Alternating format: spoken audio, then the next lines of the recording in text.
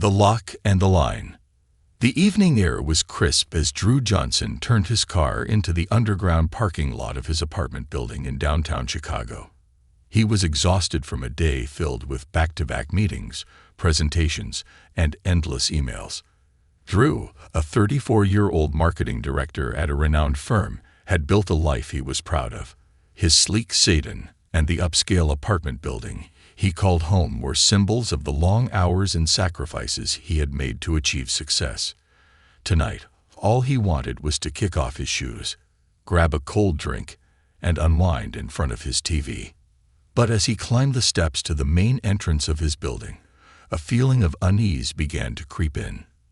Drew noticed a figure lingering in the lobby, silhouetted against the warm glow of the chandeliers.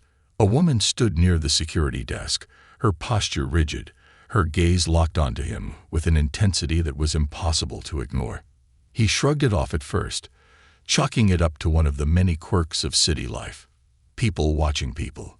He was used to navigating the occasional odd glance or wary look in public spaces. But this wasn't a passing glance. This was different. As Drew approached the glass doors, he fished his keycard out of his pocket, the familiar texture of the plastic calming him momentarily. He swiped the card and heard the soft beep that signaled the door was unlocked. But before he could push it open, the woman was suddenly there, stepping into his path with alarming speed. She blocked the entrance, her arms folded tightly, her stance defensive. She looked to be in her early 40s, impeccably dressed in a beige trench coat, her blonde bob style to perfection.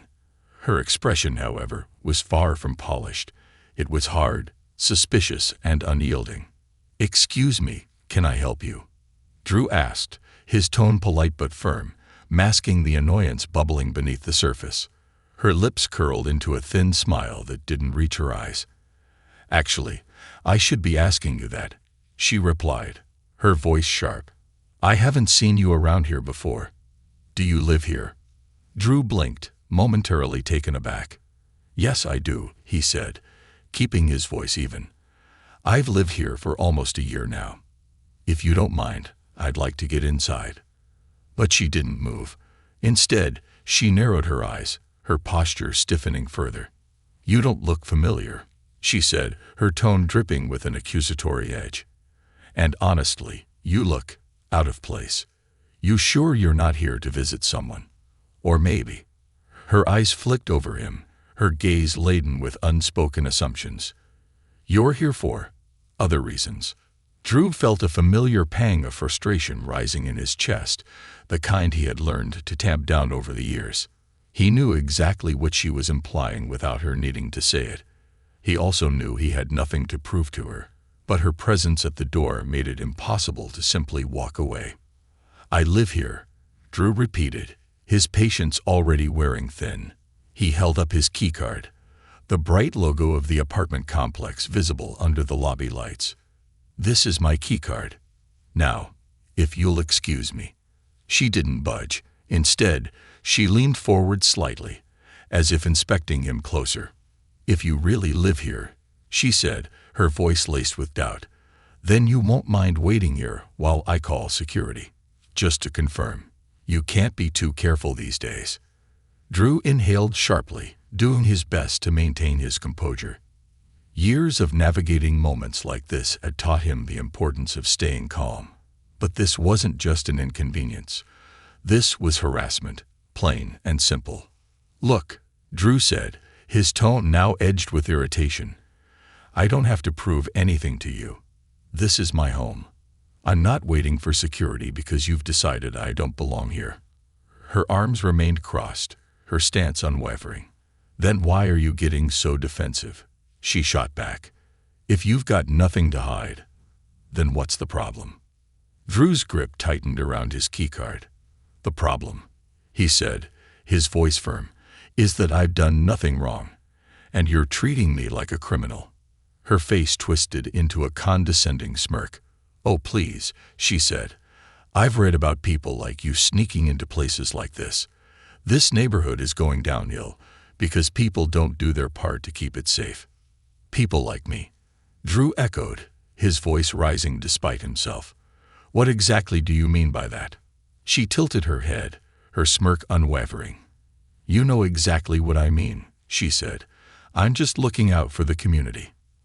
At that moment, Drew felt the weight of every microaggression, every dismissive glance, and every baseless assumption he had ever endured. But he also felt the importance of keeping his cool. He pulled out his driver's license, holding it up for her to see. This is my ID, he said. It has my name and address. Now, move. She glanced at the ID briefly, her skepticism unchanged. For all I know, that could be fake, she said dismissively. You're not getting in until security gets here. The absurdity of the situation was almost too much to bear. Drew looked around, hoping to see someone who might intervene. A few other residents had gathered nearby, their curiosity piqued by the commotion. But when his eyes met theirs, they quickly looked away, unwilling to get involved. Drew's stomach tightened. He knew where this was headed. Her hand hovered over her phone, and he realized with a sinking feeling that she was serious about calling the police. He reached for his own phone, determined to document the encounter. If things escalated, and he suspected they would, he would need proof. As he began recording, her demeanor shifted slightly, though not in the way he had hoped. Oh, so now you're recording me, she said, her tone mocking. Go ahead. Post it online.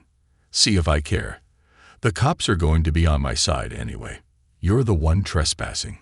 I'm not trespassing, Drew said, his voice steady despite the anger boiling inside him. This is my home. You're harassing me. Her response was swift and shocking. Without warning, she pulled a small canister from her pocket and sprayed him directly in the face. Drew staggered back, his vision blurring as the burning sensation spread across his eyes and skin. He dropped his phone, clutching at his face as pain overtook him. Somewhere in the background, he heard her shouting, but her words were muffled, drowned out by the pounding in his ears. Blinded and gasping for air, Drew felt a wave of panic wash over him. He stumbled backward, unsure of where to go or what to do. The sound of sirens in the distance only heightened his fear. This wasn't just a misunderstanding anymore. It was an assault. And the worst part, he knew the battle was far from over. Blurred lines and blinding lights. The world around Drew dissolved into a haze of searing pain and disorientation. The pepper spray burned his eyes, his skin, his throat. Every breath was a struggle. He stumbled backward, instinctively raising his hands to his face, but that only intensified the burning sensation. The cacophony of city sounds melded into a distant hum as his senses focused solely on the immediate agony. Help, he gasped, his voice barely audible over the pounding of his heart. Someone, please help me. Through the blur, he could make out vague shapes moving nearby. Footsteps approached cautiously. A gentle hand touched his shoulder. Are you okay? A concerned voice asked. It was a man's voice, steady and warm. Drew blinked rapidly, tears streaming down his cheeks as his eyes fought against the irritant. I can't see, he managed to say, his voice strained. She sprayed me. Here, let's get you to sit down, the stranger said, guiding him carefully to a nearby bench. My name is Malik. I'm a resident here. I saw what happened. Drew sat, leaning forward with his elbows on his knees, trying to catch his breath. Thank you, he whispered, his gratitude sincere despite the pain. Let me get you some water, Malik offered. He hurried away, leaving Drew momentarily alone. The sounds of the city began to sharpen again, the distant honk of car horns, the murmur of pedestrians, and the unmistakable wail of approaching sirens. Stay right there. The woman's voice pierced through the noise, sharp and commanding. The police are on their way. Drew turned his head in her direction, his vision still cloudy. Why are you doing this? He called out, his voice filled with a mix of confusion and hurt. I haven't done anything to you. You tried to force your way in, she retorted. I was defending myself. Malik returned with a bottle of water and a small towel. "Here, tilt your head back," he instructed gently. Drew complied, and Malik poured the water over his eyes, helping to flush out some of the irritant. The relief was minimal, but enough to restore a fraction of his sight. "Thank you," Drew said again, blinking as his surroundings came into slightly better focus. He could now make out Malik's face, a kind expression framed by glasses and a neatly trimmed beard. "No problem," Malik replied. "I can't believe she did that. Are you sure you're okay?" Before Drew could answer, the flashing lights of police cars cast alternating red and blue hues across the building facade. The vehicle screeched to a halt, and officers emerged quickly, hands at the ready. "There he is," the woman exclaimed, pointing emphatically at Drew. "That's the man who attacked me." Drew felt his stomach drop. The narrative was spiraling out of control. He stood up slowly, hands slightly raised to show he meant no harm. An officer approached him cautiously. "Sir, we received a report of an assault," he stated. "Can you explain what happened?" "Officer, I live here," Drew began, his voice steadying as he regained his composure. "I was trying to enter my building when this woman blocked me and then pepper-sprayed me without any provocation." "He's lying," the woman interjected, her tone laced with indignation. "He was acting suspiciously, and when I confronted him, he became aggressive." Malik stepped forward. "I witnessed the whole thing," he asserted. "This man did nothing wrong. She prevented him from entering and then attacked him." The officer glanced between Drew, the woman, and Malik. "Do you have identification?" he asked Drew. "Yes," Drew replied, reaching slowly into his pocket to retrieve his wallet. He handed over his driver's license and keycard. "This has my address and proof that I live here." The officer examined the documents, then spoke into his radio. "Dispatch, can you confirm residency for a Drew Johnson at this address?" As they waited for confirmation, the woman huffed impatiently. "I don't see why this is necessary," she complained. "I was defending myself and our property." Another officer approached her. "Ma'am, please calm down," he said. "We need to sort out what happened." "Calm down. I'm the victim here," she exclaimed, her face flushed with frustration. The radio crackled to life. "Confirmed, Officer Daniels. Drew Johnson is listed as a resident at that address." Officer Daniels handed the IDs back to Drew. "Thank you for your cooperation," he said politely. Turning to the woman, he continued, "Ma'am, it appears that Mr. Johnson does live here." She looked taken aback. "That can't be. I've never seen him before." "That doesn't mean he doesn't live here," Malik interjected pointedly. "This building has over 100 units. You can't possibly know everyone." She glared at Malik, her eyes narrowing. "And who are you?" "His accomplice." "Ma'am, that's enough," Officer Daniels said firmly. "At this point, we need to address the fact that you may have assaulted a resident without cause." Her eyes widened in disbelief. "Assaulted? I was protecting myself." "From what?" Drew asked, his voice a mix of exasperation and hurt. "From me entering my own home." She faltered, her confidence wavering. He looked suspicious," she stammered.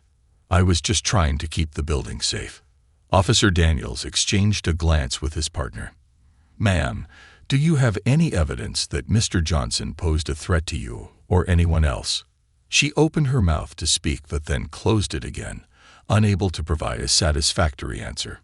"Based on witness accounts and the lack of evidence supporting your claims, we may need to take further action," the officer continued. "Mr. Johnson, would you like to press charges?" Drew hesitated. The idea of escalating the situation further was exhausting, but he also felt a responsibility, to himself and others, to address what had happened. Before he could respond, Malik spoke up. "This isn't the first time she's harassed residents," he revealed. "She's confronted delivery people, guests, even long-term residents like myself." The woman's face flushed crimson. "That's ridiculous. I'm just vigilant." "Vigilance doesn't excuse assault," Officer Daniels stated. He turned back to Drew. It's your decision, sir. Drew took a deep breath. I think it's important that there's accountability, he said finally. Yes, I would like to press charges. The woman looked at him with a mix of shock and indignation. You can't be serious. Ma'am, please turn around, the officer instructed, pulling out a pair of handcuffs. She recoiled. This is absurd. I'm not the criminal here.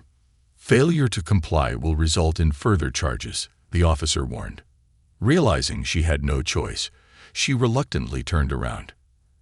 As she was being cuffed, a small crowd of residents had gathered, whispering among themselves. This is so unfair, she muttered as the officers led her toward the patrol car. Once she was secured, Officer Daniels returned to Drew. Would you like medical assistance? He asked. I think I'll be okay, Drew replied, though his eyes still burned. I might go to the clinic just to be safe. I'll take you, Malik offered. It's the least I can do. Thank you, Drew said sincerely. As they made their way to Malik's car, several residents approached them. Are you all right? An older woman asked, her brow creased with concern. I'm fine, thank you, Drew assured her. That was completely uncalled for, another resident added. We're so sorry you had to experience that. Drew nodded appreciatively. I just hope this doesn't happen to anyone else. At the clinic, a nurse flushed Drew's eyes thoroughly, providing immediate relief. She confirmed that there was no lasting damage, and after giving him instructions for care, she sent him on his way. On the drive back, Malik glanced over at Drew. I'm sorry about earlier, he said. I should have stepped in sooner. You did more than enough, Drew replied. I appreciate you standing up for me. Malik sighed. It's frustrating to see this kind of behavior still happening. We should all feel safe in our own homes. Agreed, Drew said quietly.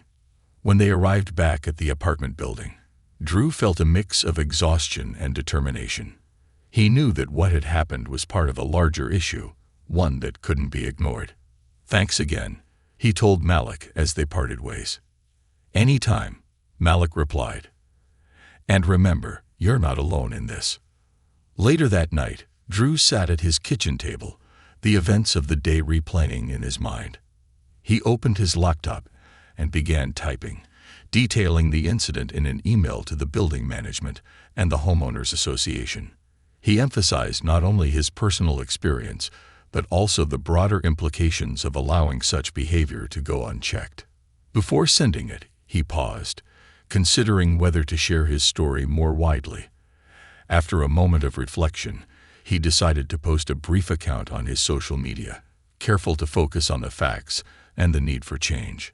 Within hours, his post began to gain traction. Messages of support flooded in, along with stories from others who had faced similar situations. The conversation was growing, and Drew realized that by sharing his experience, he was contributing to a necessary dialogue about prejudice and accountability.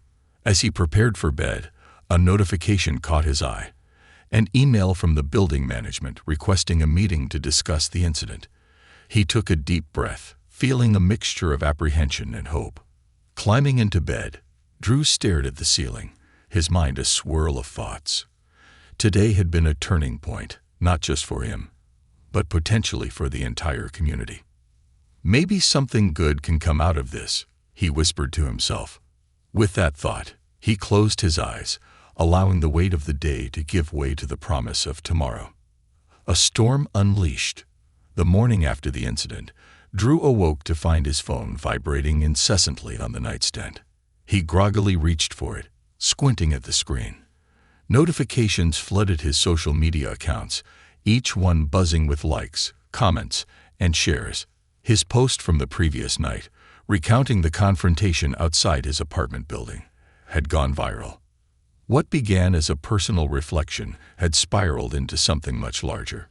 People from all over the country were reacting, some expressing outrage, others sharing similar stories of prejudice and discrimination. Drew's inbox was filled with messages of support, solidarity, and even a few media inquiries. He scrolled through the comments, his emotions swinging between gratitude and disbelief. Many applauded his composure during such a trying moment, while others lamented the persistent bias embedded in society. "You're a hero for standing your ground," one comment read. "This happens to so many of us." "Thank you for shedding light on it," said another. But not all the comments were positive. Interspersed among the support were messages of skepticism and vitriol. Some questioned his account, accusing him of exaggerating or seeking attention. Others sided with the woman, claiming she was justified in her actions to protect the community. Drew sighed, his earlier sense of empowerment tinged with frustration. He had expected backlash. It was the internet, after all, but seeing it firsthand was disheartening. Still, he knew the importance of focusing on the voices that mattered, those who understood the broader implications of what had happened. His phone buzzed again, this time with a call. The name Gabriel Rodriguez, Building Management, flashed on the screen. Drew hesitated for a moment before answering. "Hello," he said, his voice cautious. "Mr. Johnson, this is Gabriel Rodriguez, the property manager for your building. I wanted to reach out regarding the incident that occurred last night," the man said, his tone professional but strained. "Good morning, Mr. Rodriguez. I appreciate you calling," Drew replied, trying to keep his voice neutral. "I've reviewed the footage from our lobby cameras, and I've also received several emails from other residents who witnessed the altercation." Gabriel continued, "First and foremost, I'd like to apologize on behalf of the building management for what you endured. It's unacceptable that you were treated that way, especially in your own home." Drew felt a flicker of relief at the acknowledgement. "Thank you. I appreciate that. We'd like to meet with you to discuss next steps," Gabriel said. "It's important to us that all residents feel safe and respected in our community. Are you available this afternoon?" Drew glanced at his calendar.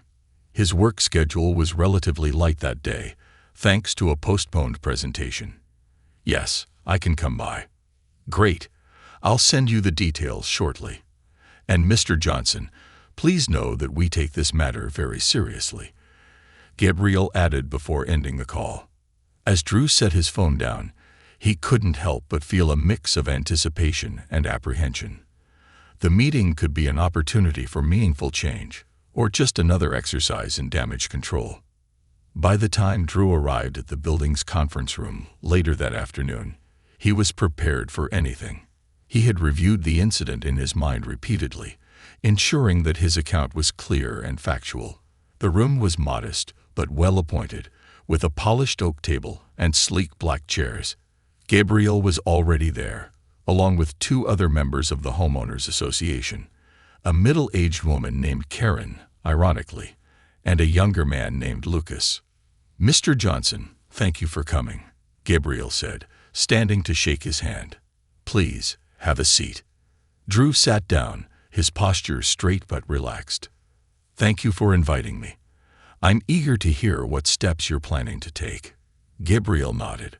"We've reviewed the footage, spoken to witnesses, and of course, read your account of the events. It's clear that the behavior you experienced was entirely inappropriate and unacceptable.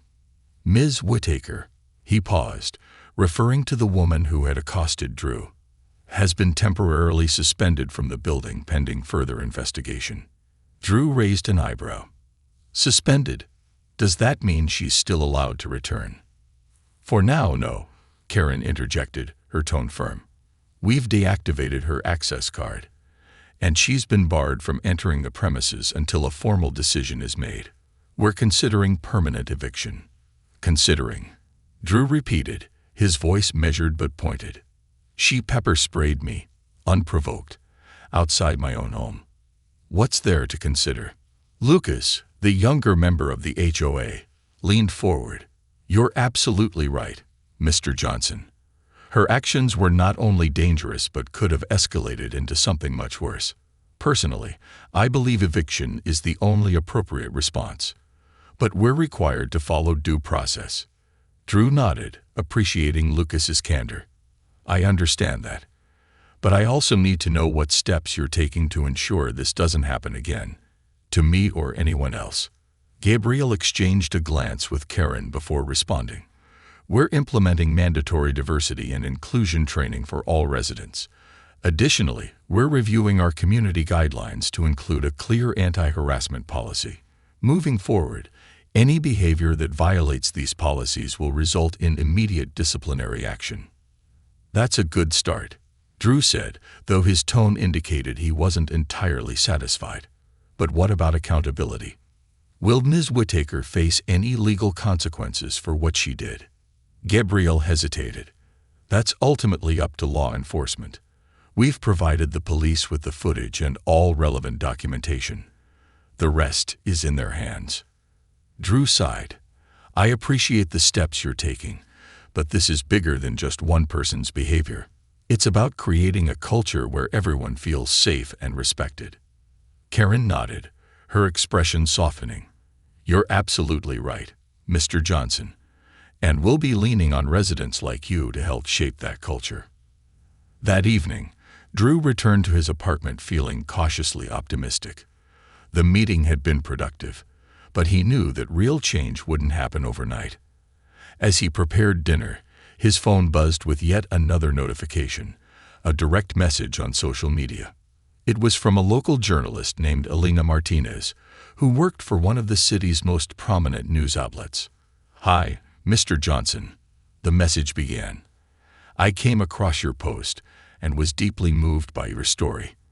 I'd love the opportunity to interview you and help amplify your voice.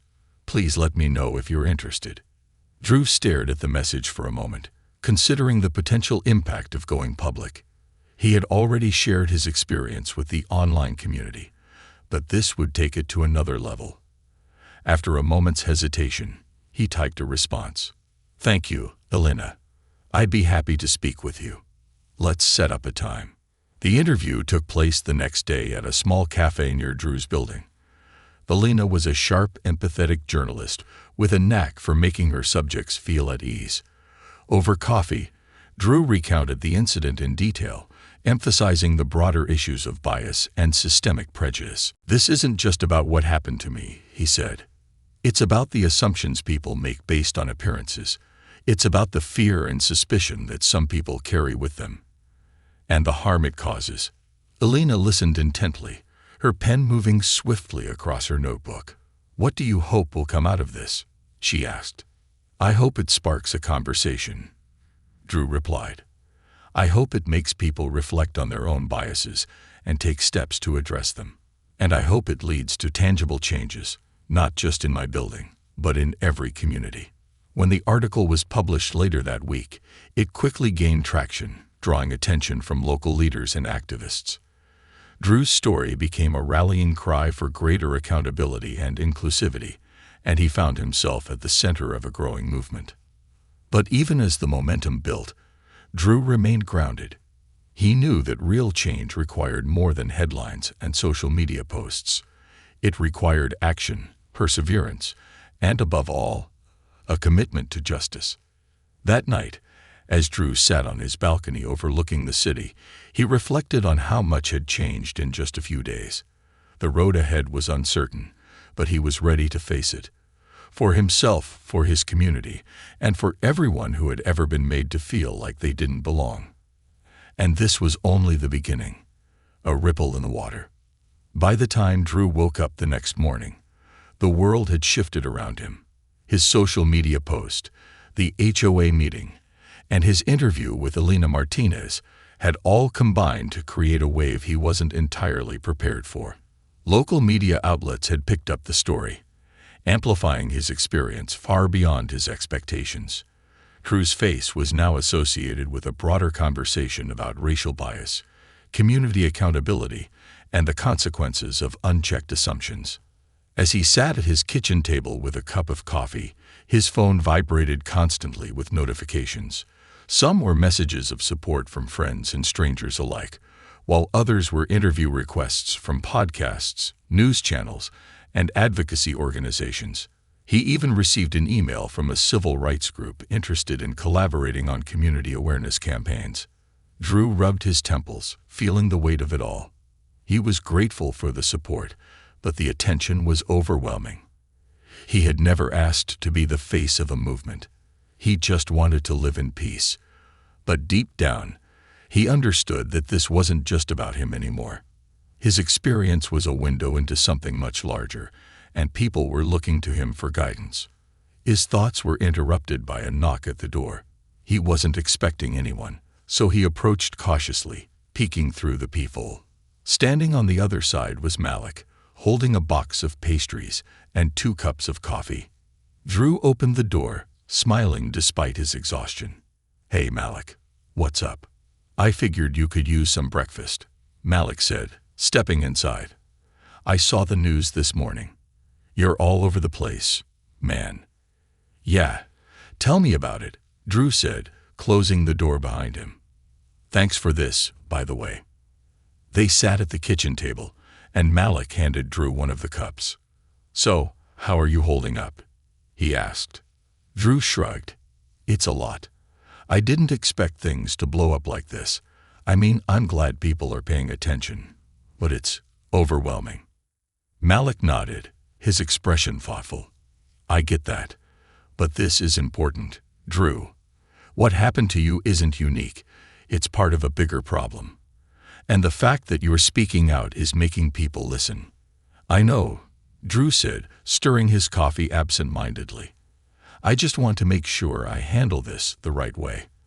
I don't want it to turn into some kind of spectacle." "You won't," Malik said firmly. "You're not the type. Just keep being honest, and people will see that." Later that day, Drew received a call from Gabriel Rodriguez. The building manager's tone was measured but urgent. "Mr. Johnson, I wanted to update you on a few developments," Gabriel began. "First, we finalized the decision to evict Ms. Whittaker. She was notified this morning, and her access to the building has been permanently revoked." Drew exhaled, feeling a small sense of relief. "That's good to hear. Thank you." "There's more," Gabriel continued. "Following your meeting with the HOA, several residents have come forward with similar stories of harassment and discrimination. Some of them are willing to speak publicly about their experiences, and I think it could help strengthen the case for broader changes within our community." Drew leaned back in his chair, considering Gabriel's words. "I'd be happy to meet with them," he said. "If we can create a united front, it'll be harder for people to dismiss this as an isolated incident." "Exactly," Gabriel said. "I'll coordinate a meeting and let you know the details." 2 days later, Drew found himself sitting in the building's community room, surrounded by a diverse group of residents. There were young professionals, retirees, families, and students, all of them eager to share their stories. Malik was there too, sitting beside Drew with an encouraging nod. Gabriel stood at the front of the room, clipboard in hand. "Thank you all for coming," he began. "This meeting is an opportunity for us to listen, learn, and discuss ways to move forward as a community. Mr. Johnson, if you'd like to start." Drew stood, feeling the weight of the room's attention. He cleared his throat, his voice steady but earnest. "First, I want to thank all of you for being here. Sharing these experiences isn't easy, but it's necessary. What happened to me was frustrating, humiliating, and frankly, frightening. But I know I'm not alone in this. That's why we're here, to make sure no one else has to go through it." A young woman raised her hand. "I've lived here for 2 years," she said, her voice trembling slightly. "And in that time, I've been questioned by security 3 times, even though I show my keycard every time. They always say it's just protocol. But I don't see it happening to my white neighbors." An older man spoke next. "I've been living here for over a decade," he said, "and I've had packages go missing, only to find out they were held for safekeeping because the delivery person thought I wasn't the real resident." The stories kept coming, each one a testament to the subtle and not so subtle ways bias had infiltrated their lives. Drew listened intently, his resolve growing with every account. When the meeting concluded, Gabriel addressed the group. "Thank you all for your honesty. We're committed to taking meaningful action. In addition to the changes we've already discussed, we'll be forming a resident advisory board to ensure these issues are addressed moving forward. I encourage all of you to get involved." That evening, Drew returned to his apartment feeling both exhausted and invigorated. The meeting had been a powerful reminder of the strength that came from collective action. He sat down at his desk and began drafting an email to Elena Martinez, updating her on the progress they were making. Before he could hit send, his phone buzzed with a call from an unfamiliar number. Hesitantly, he answered. "Mr. Johnson?" a woman's voice asked. "Yes, this is Drew," he replied. "This is Lisa Whittaker," the voice said, her tone hesitant and subdued. Drew froze, his grip tightening on the phone. "What do you want?" he asked, his voice guarded. "I wanted to apologize," she said quickly, "for everything. I acted out of fear and ignorance, and I realize now how wrong I was.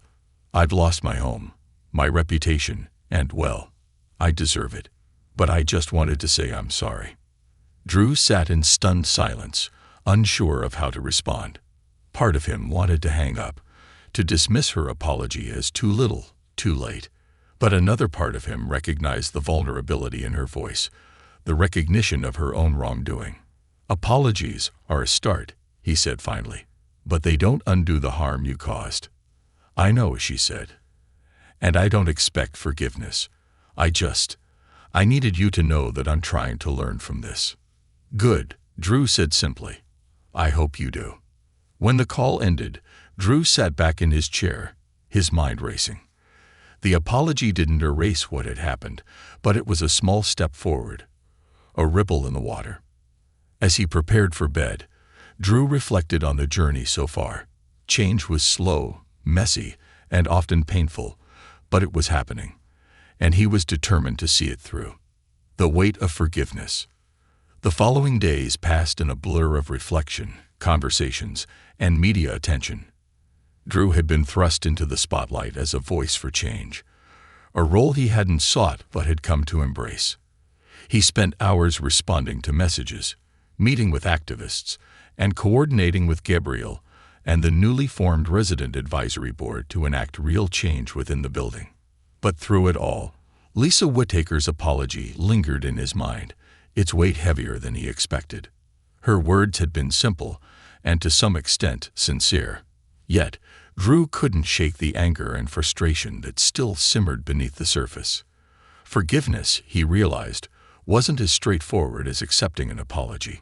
It required reckoning with the pain, the humiliation, and the harm she had caused, not just to him, but to others who had faced similar treatment. As he sat in his apartment one evening, staring at his laptop screen, Drew felt a familiar exhaustion wash over him. His email inbox was overflowing with invitations to speak at panels and community events, each request a reminder of how far his story had reached. But amidst the chaos, a particular email caught his eye. Subject: Community Discussion on Racial Equity. Panel opportunity. The sender was a well-known nonprofit organization that worked to promote racial equity and reconciliation in urban communities. They were hosting a panel discussion featuring community leaders, activists, and, surprisingly, Lisa Whittaker herself. The email explained that Lisa had reached out to them, expressing a desire to share her perspective and participate in a dialogue about her experience and what she had learned. Drew read the email twice, unsure of how to feel. The idea of sitting on a stage with Lisa was daunting, but it was also an opportunity. A chance to confront her directly and hold her accountable in a public forum. After a long moment of contemplation, he typed a response. "I'm in." The night of the panel arrived quickly. The event was held in a spacious community center, its walls adorned with artwork and posters promoting diversity and inclusion. The auditorium buzzed with energy as attendees filled the seats, their anticipation palpable. Drew stood backstage, adjusting his tie nervously as he glanced at the other panelists. Beside him was Malik, who had agreed to join the discussion as a fellow resident and witness to the incident. "You ready for this?" Malik asked, his tone light but encouraging. "Not really," Drew admitted. But I know it's important. Before Malik could respond, Lisa entered the room. She was dressed simply, her usual polished demeanor replaced with a more subdued presence. She caught Drew's eye and nodded hesitantly, a silent acknowledgement of the tension between them. The moderator, a seasoned journalist named Ava Grant, approached the group with a clipboard in hand. "Thank you all for being here," she said, her voice warm but professional. "This isn't an easy conversation, but it's a necessary one. Let's make sure we keep it respectful, even when it gets tough." Drew nodded, though his stomach churned with unease. He wasn't sure what to expect from Lisa, or from himself. The panel began with introductions and opening statements. Drew shared his story once again, recounting the night of the incident with clarity and composure. He spoke about the systemic issues that had shaped his experience, emphasizing the need for accountability and cultural change. The audience listened intently, their expressions a mix of empathy and outrage. When it was Lisa's turn to speak, the room grew noticeably tense. She took a deep breath, her hands clasped tightly in her lap. "I want to start by saying how deeply sorry I am for my actions," she began, her voice trembling slightly. "What I did to Drew was wrong. There's no excuse for it. I acted out of fear and ignorance, and I allowed my biases to cloud my judgment. I'm here tonight because I want to take responsibility for my actions and learn how I can do better."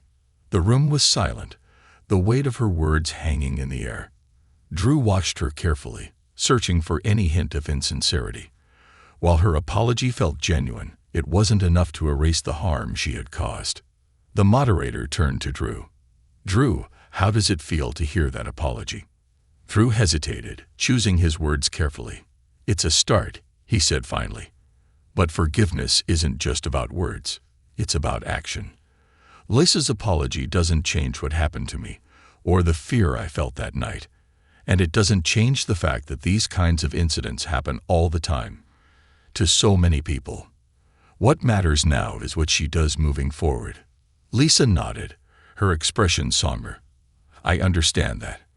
And I want to make it clear that I'm committed to doing the work, not just for myself, but to help others understand the impact of their biases. I've started attending workshops on racial equity, and I'm working with this nonprofit to develop resources for communities like ours." Malik spoke up next, his voice steady and measured. "That's a good step, but let's not forget that this isn't just about individual behavior. It's about systems and structures that allow these biases to go unchecked. We need to focus on creating policies and practices that prevent this kind of harm from happening in the first place." The conversation deepened from there, with the panelists exploring topics ranging from implicit bias to systemic racism to the importance of allyship. Drew found himself speaking with a newfound confidence, his words resonating with the audience and the other panelists alike. Though the discussion was difficult at times, it was also cathartic, a chance to channel his pain into purpose. After the panel, attendees mingled in the lobby, engaging in impromptu discussions sparked by the event. Drew was approached by several people, each one eager to share their thoughts or thank him for his honesty. "You're brave for doing this," one woman said, her voice filled with admiration. "It's not easy to face someone who's hurt you like that." "Thank you," Drew replied, his exhaustion tempered by gratitude. "I just hope it makes a difference." As the crowd thinned, Lisa approached him hesitantly. "Drew," she began, her voice soft, "can I speak with you for a moment?" He nodded, his expression guarded but open. "I meant what I said up there," she continued. "I know I have a lot to learn, and I know I can never undo what I did. But I want you to know that I'm truly sorry. For everything." Drew studied her for a long moment before responding. "I appreciate that, Lisa, and I hope you stick to what you said about doing the work. This isn't about me forgiving you. It's about making sure no one else has to go through what I did." She nodded, her eyes glistening with unshed tears. "I'll keep that in mind." That night, as Drew returned to his apartment, he felt a strange sense of peace. The road ahead was still long, and the wounds from that night weren't fully healed. But he had taken another step forward, toward justice, toward understanding, and perhaps toward forgiveness. Sitting on his couch, Drew opened his laptop and began drafting a new post. This time, he didn't just share his experience. He shared the lessons he had learned, the progress the community had made, and the hope he felt for the future. As he hit post, he leaned back, letting out a deep breath. The journey wasn't over, but for the first time in a long time, it felt like they were moving in the right direction. Turning the page.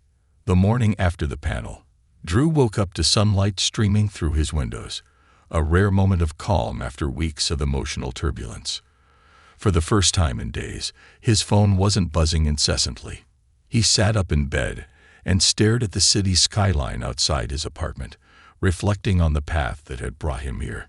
The panel had been an emotional ordeal, but it had also been a turning point, not just for him, but for everyone who had been part of the conversation. As he walked into the kitchen to make coffee, he noticed a new email in his inbox. The subject line read, "Thank you for your leadership."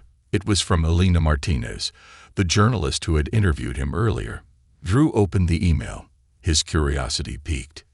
"Dear Drew, I just wanted to thank you again for sharing your story and for your bravery at last night's panel. Your words resonated with so many people, and the community is already starting to have conversations that wouldn't have happened without your courage.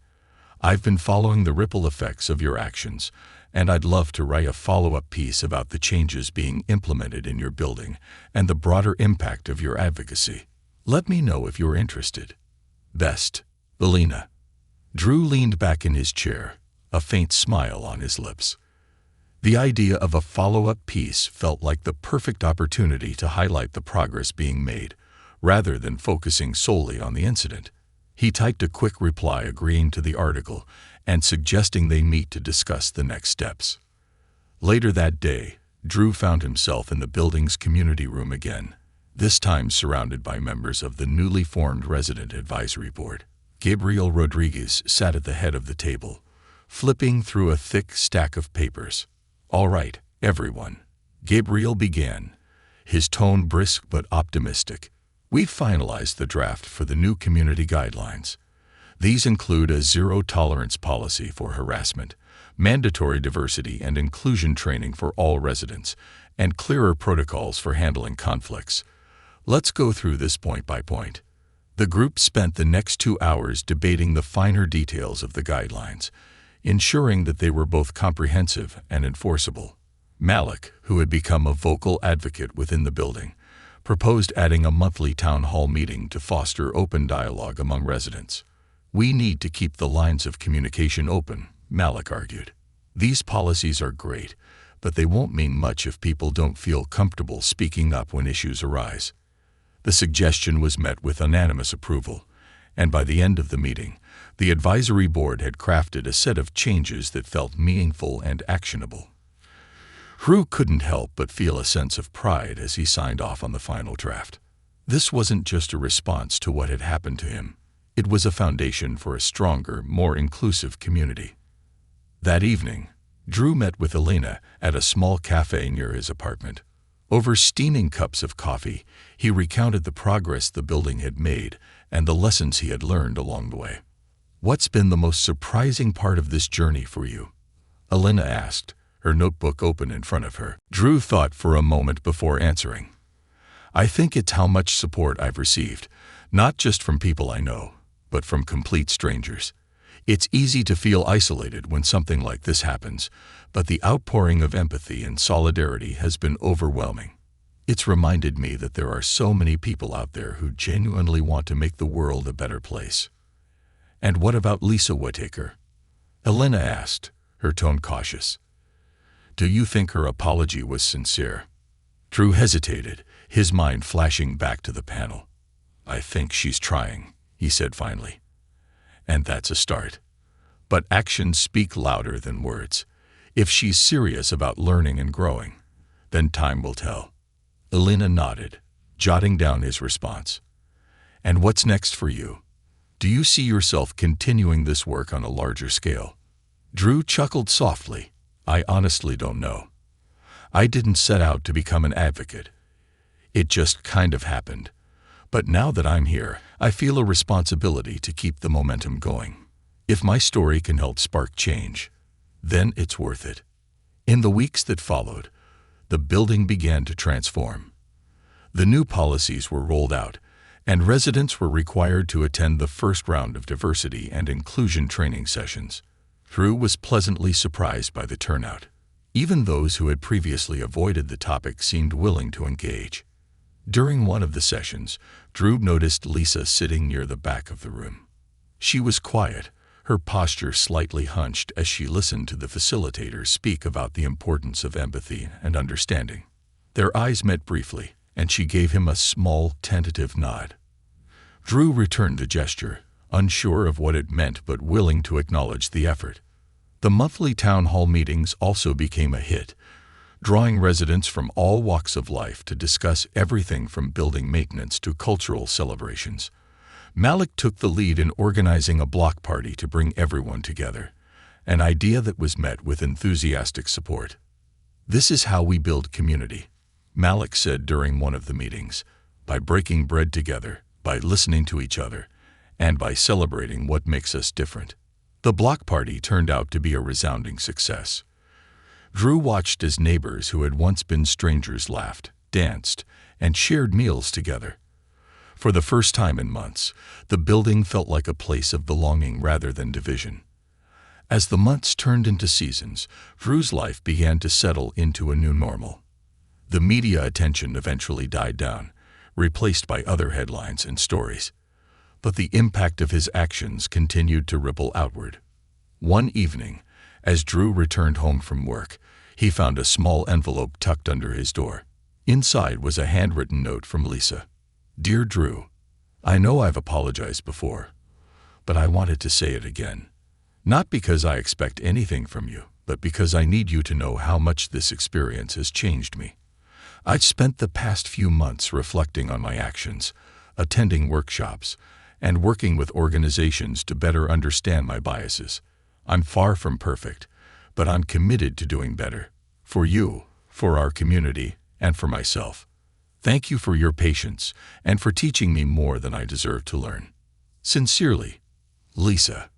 Drew stared at the note for a long time, his emotions a complex mix of relief, gratitude, and lingering frustration.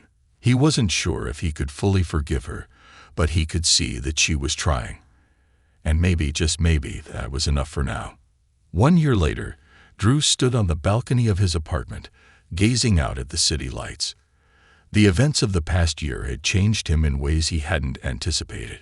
He had learned the power of his voice, the strength of community, and the importance of holding people accountable while also giving them room to grow.